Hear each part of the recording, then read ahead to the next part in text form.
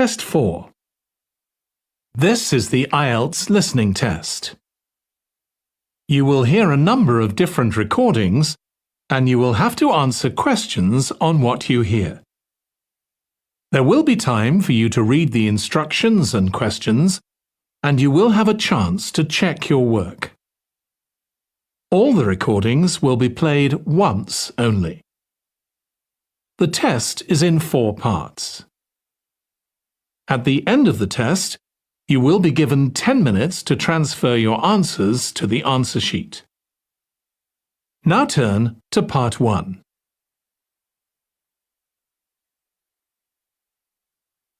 Part 1. You will hear a representative from a train company talking to a woman about her train journey. First, you have some time to look at questions 1 to 6.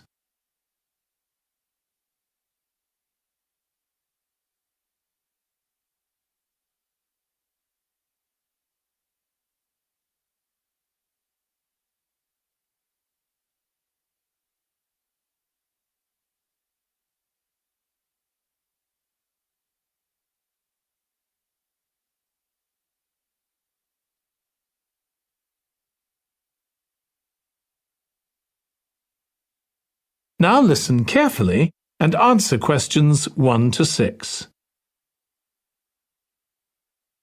Hello, do you mind if I ask you some questions about your journey today? We're doing a customer satisfaction survey. Yes, OK. I've got about 10 minutes before my train home leaves. I'm on a day trip. Great, thank you. So, first of all, could you tell me your name? It's Sophie Bird. Thank you. And would you mind telling me what you do? I'm a journalist. Oh, really? That must be interesting. Yes, it is. So, was the reason for your visit here today work? Actually, it's my day off. I came here to do some shopping. Oh, right. But I do sometimes come here for work. OK.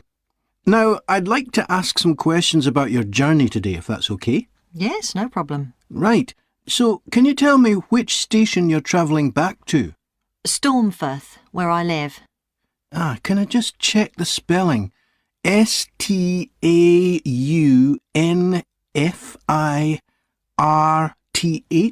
That's right. And you travelled from there this morning? Yes. OK, good. Next, can I ask what kind of ticket you bought? I assume it wasn't a season ticket as you don't travel every day. That's right. No, I just got a normal return ticket. I don't have a rail card, so I didn't get any discount. I keep meaning to get one because it's a lot cheaper. Yes, you'd have saved 20% on your ticket today. Oh. So you paid the full price for your ticket? I paid £23.70. OK. Do you think that's good value for money? Not really. I think it's too much for a journey that only takes 45 minutes. Yes, that's one of the main complaints we get. So you didn't buy your ticket in advance? No. I know it's cheaper if you buy a week in advance, but I didn't know I was coming then. I know. You can't always plan ahead. So, did you buy it this morning? No, it was yesterday. Right. And do you usually buy your tickets at the station? Well, I do usually, but the ticket office closes early and I hate using ticket machines. I think ticket offices should be open for longer hours. There's always a queue for the machines and they're often out of order. A lot of customers are saying the same thing. So, to answer your question, I got an e-ticket online. Before you hear the rest of the conversation, you have some time to look at questions 7 to 10.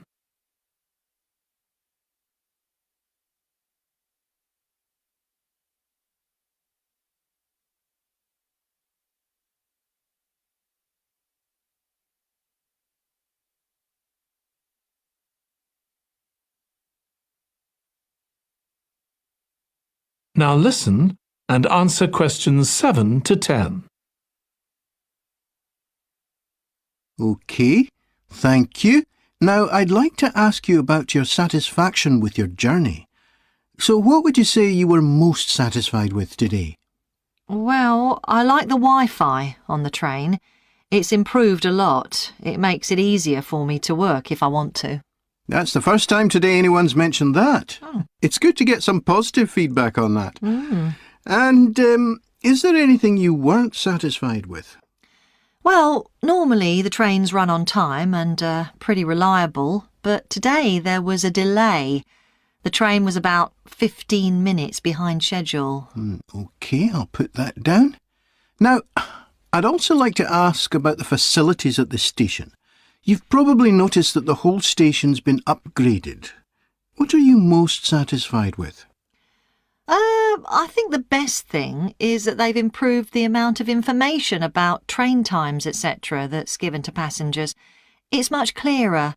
Before, there was only one board and I couldn't always see it properly, which was frustrating. That's good. And is there anything you're not satisfied with? Let's see. I think things have generally improved a lot. The trains are much more modern and I like the new cafe. But one thing is that there aren't enough places to sit down, especially on the platforms. OK, so I'll put seating down, shall I, as the thing you're least satisfied with? Yes, OK. Can I ask your opinion about some of the other facilities? Mm-hmm. We'd like feedback on whether people are satisfied, dissatisfied, or neither satisfied nor dissatisfied. OK. What about the parking at the station? Well, to be honest, I don't really have an opinion, as I never use it. So neither satisfied nor dissatisfied for that, then? Yes, I suppose so. OK, and what about the... That is the end of part 1. You now have 1 minute to check your answers to part 1.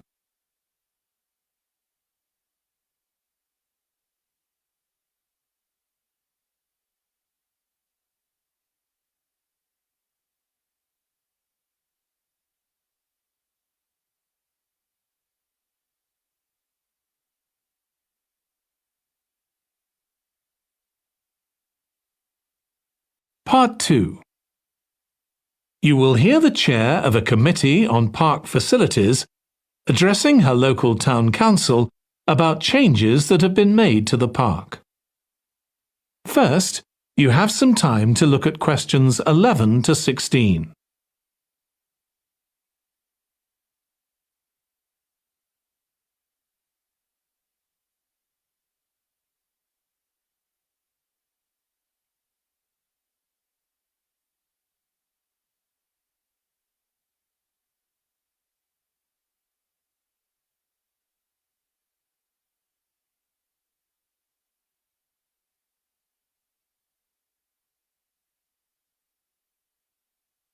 Now listen carefully and answer questions 11 to 16. As chair of the Town Council Subcommittee on Park Facilities, I'd like to bring you up to date on some of the changes that have been made recently to the Croft Valley Park. So if you could just take a look at the map I handed out, let's begin with a general overview.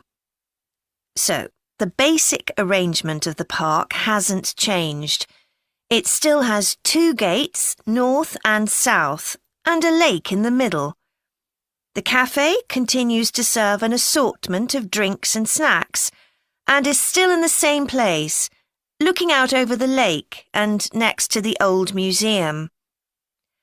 We're hoping to change the location of the toilets and bring them nearer to the centre of the park, as they're a bit out of the way at present, near the adventure playground, in the corner of your map.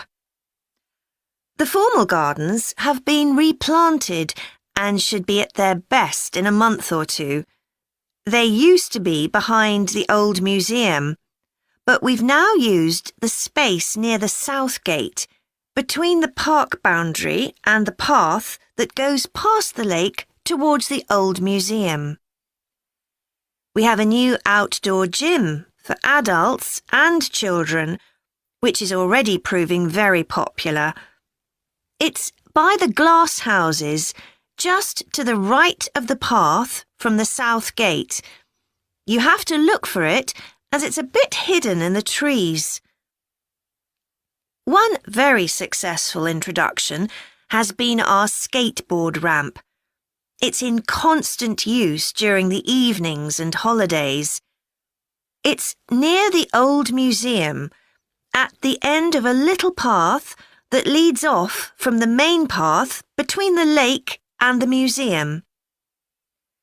We've also introduced a new area for wildflowers to attract bees and butterflies.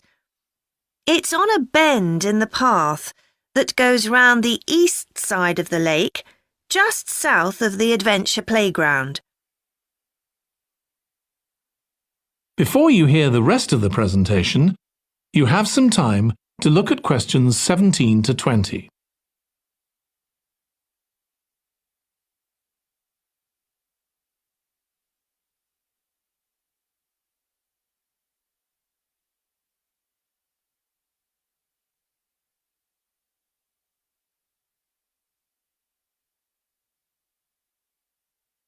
Now listen and answer questions 17 to 20. Now, let me tell you a bit more about some of the changes to Croft Valley Park. One of our most exciting developments has been the adventure playground. We were aware that we had nowhere for children to let off steam and decided to use our available funds to set up a completely new facility in a large space to the north of the park. It's open year-round, though it closes early in the winter months, and entrance is completely free. Children can choose whatever activities they want to do, irrespective of their age. But we do ask adults not to leave them on their own there. There are plenty of seats where parents can relax and keep an eye on their children at the same time. Lastly, the glass houses. A huge amount of work has been done on them to repair the damage following the disastrous fire that recently destroyed their western side. Over £80,000 was spent on replacing the glass walls and the metal supports, as well as the plants that had been destroyed, although, unfortunately, the collection of tropical palm trees has proved too expensive to replace up to now. At present, the glass houses are open from 10 a.m. to 3 p.m. Mondays to Thursdays, and it's hoped to extend this to the weekends soon. We're grateful to all those who helped us by contributing their time and money to this achievement. The gardens have really been a... That is the end of part 2. You now have 30 seconds to check your answers to part 2.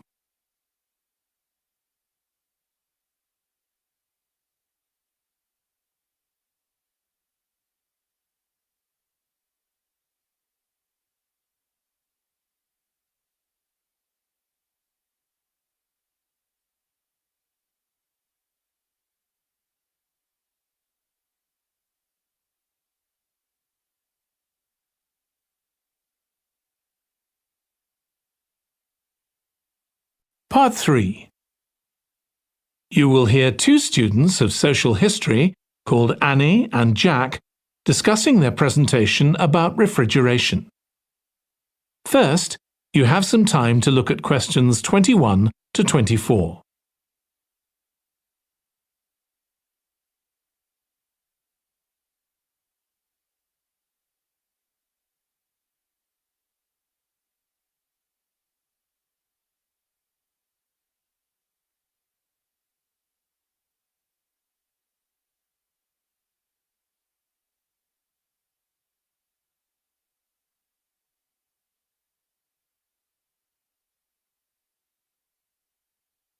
Now listen carefully and answer questions 21 to 24. OK, Jack.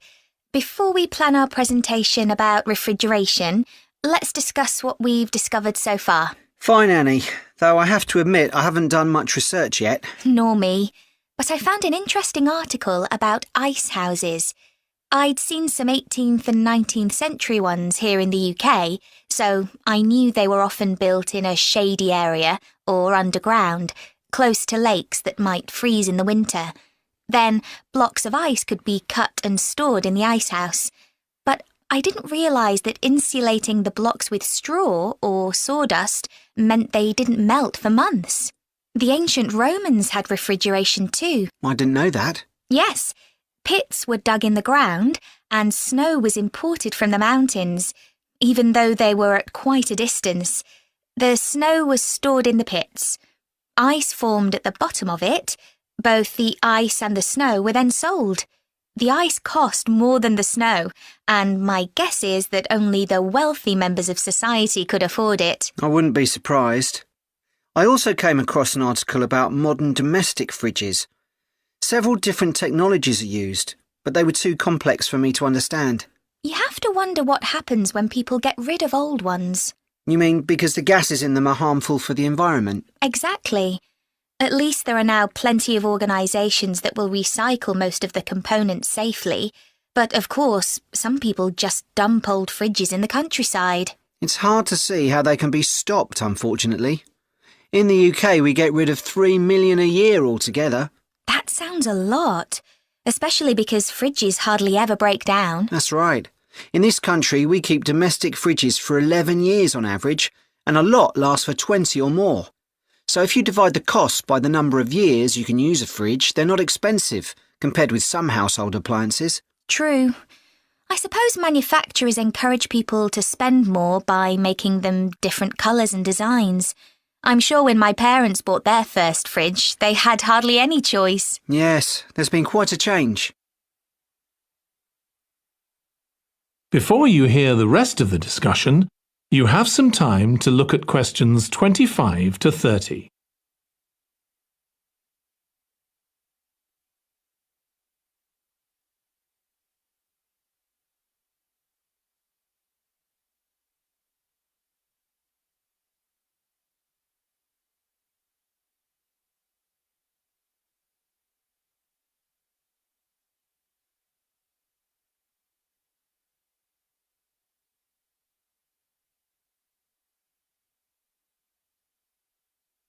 Now listen and answer questions 25 to 30.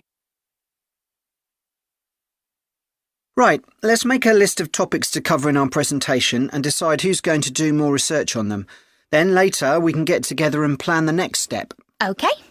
How about starting with how useful refrigeration is and the range of goods that are refrigerated nowadays? Because, of course, it's not just food and drinks. No, I suppose flowers and medicines are refrigerated too. And computers. I could do that, unless you particularly want to. No, that's fine by me. What about the effects of refrigeration on people's health? After all, some of the chemicals used in the 19th century were pretty harmful, but there have been lots of benefits too, like always having access to fresh food. Do you fancy dealing with that? I'm not terribly keen, to be honest. Nor me. My mind just goes blank when I read anything about chemicals. Oh, all right then. I'll do you a favour. But you owe me, Jack. OK. What about the effects on food producers, like farmers in poorer countries being able to export their produce to developed countries? Something for you, maybe? I don't mind. It should be quite interesting. I think we should also look at how refrigeration has helped whole cities, like Las Vegas, which couldn't exist without refrigeration because it's in the middle of a desert. Right. I had a quick look at an economics book in the library that's got a chapter about this sort of thing. I could give you the title if you want to do this section. Not particularly, to be honest. I find economics books pretty heavy going as a rule. OK, leave it to me then. Thanks. Then there's transport and the difference that refrigerated trucks have made. I wouldn't mind having a go at that. Don't forget trains too. I read something about milk and butter being transported in refrigerated railroad cars in the USA right back in the 1840s. I hadn't thought of trains. Thanks. Shall we have a separate section on domestic fridges? After all, they're something everyone's familiar with. What about splitting it into two? You could investigate 19th and 20th century fridges, and I'll concentrate on what's available these days, and how manufacturers differentiate their products from those of their competitors. OK, that'd suit me. That is the end of part 3. You now have 30 seconds to check your answers to part 3.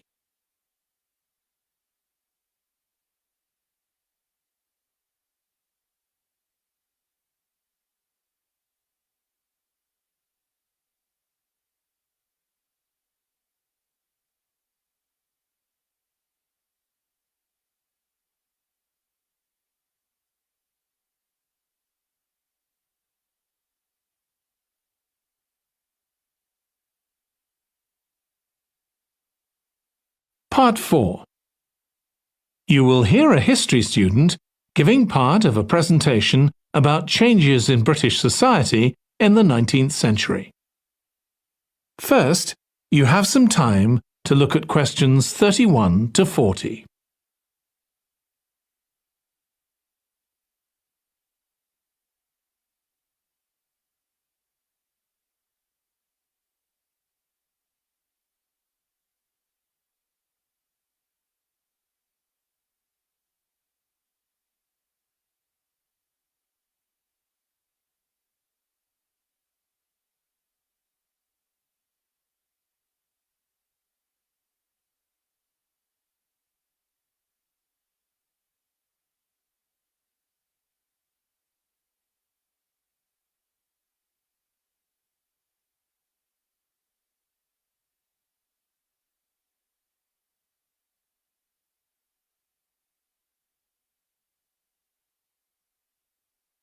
Now listen carefully and answer questions 31 to 40.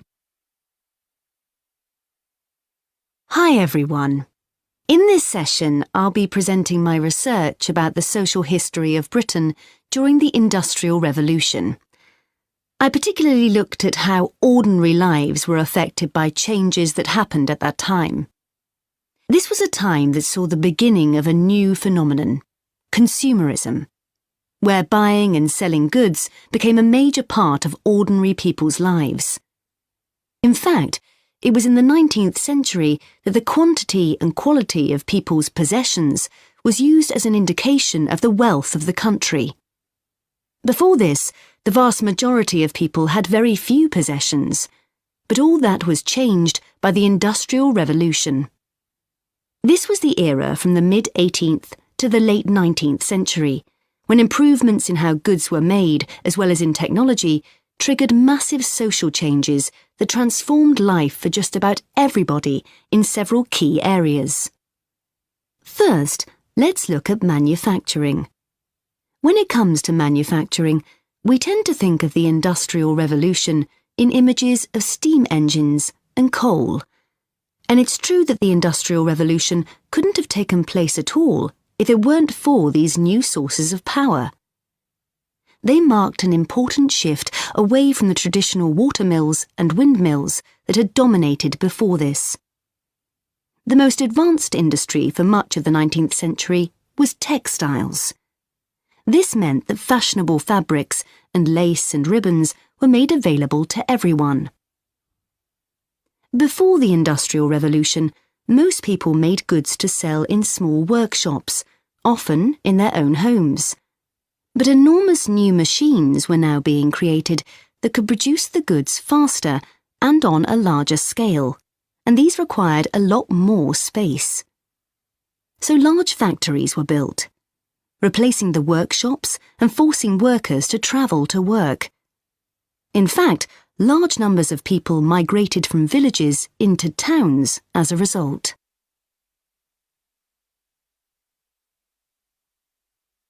As well as manufacturing, there were new technologies in transport, contributing to the growth of consumerism. The horse-drawn stagecoaches and carts of the 18th century, which carried very few people and goods and travelled slowly along poorly surfaced roads, were gradually replaced by the numerous canals that were constructed. These were particularly important for the transportation of goods.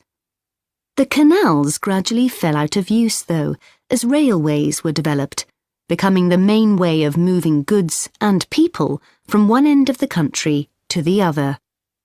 And the goods they moved weren't just coal, iron, clothes, and so on.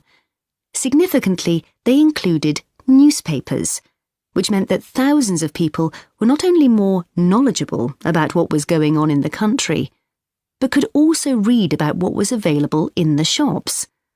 And that encouraged them to buy more. So faster forms of transport resulted in distribution becoming far more efficient.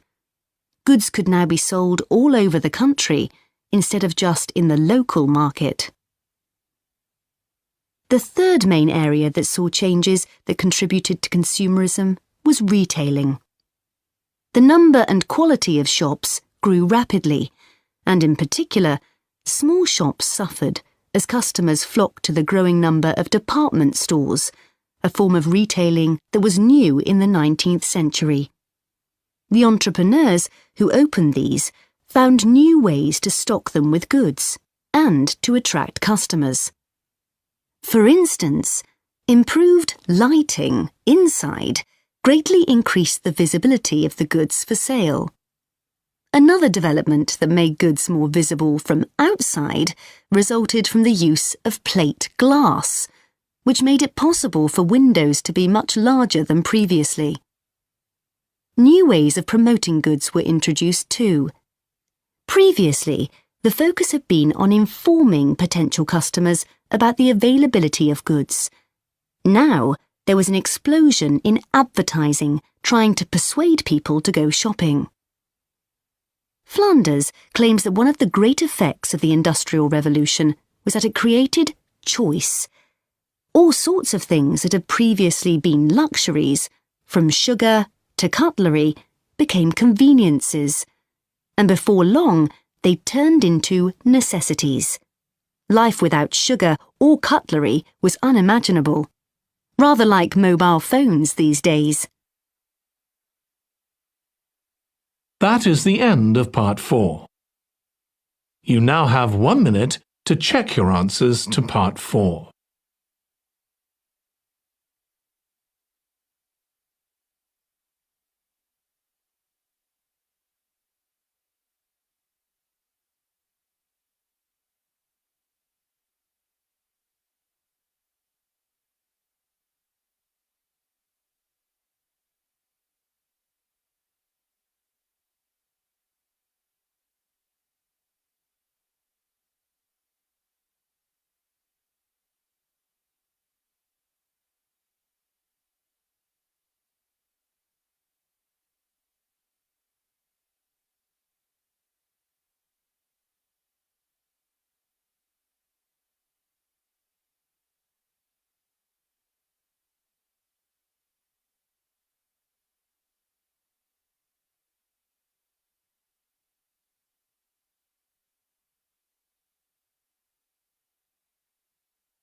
That is the end of the listening test.